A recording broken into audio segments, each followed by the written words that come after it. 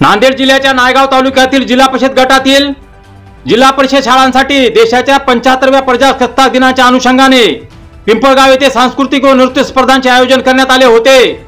दरम्यान या स्पर्धेत 12 शाळांनी सहभाग घेतला होता। यापैकी पळसगाव येथील जिल्हा परिषद शाळेने प्रथम क्रमांकाचे पारितोषिक पटकावले आहे। त्यामुळे या शाळेच्या यशाबद्दल पळसगाव जिल्हा परिषद शाळेचे सर्व विद्यार्थी विद्यार्थिनी, मुख्याध्यापक श्री कुलकर्णी, शिक्षक श्री चोईन, शिक्षिका सौ खंडगावकर, शालेय समिती अध्यक्ष श्री अंजीर पाटील उपासे, उपाध्यक्ष माधवराव पाटील शिंदे, सरपंच साहेबराव कांबळे, उपसरपंच दत्तात्रय पाटील शिंदे यांचे सर्व स्तरातून अभिनंदन होत असल्याचे आमच्या प्रतिनिधीने कळविले आहे। तसेच नायगाव पंचायत समितीचे गट विकास अधिकारी माननीय LR वाजे यांच्या हस्ते पळसगाव शाळेस 5500 रुपये रोख रक्कम व सन्मान चिन्ह देऊन गौरवण्यात आले आहे। माय माऊली न्यूज चॅनल पुणेसाठी बालाजी हनुमंते, जिल्हा प्रतिनिधी नांदेड।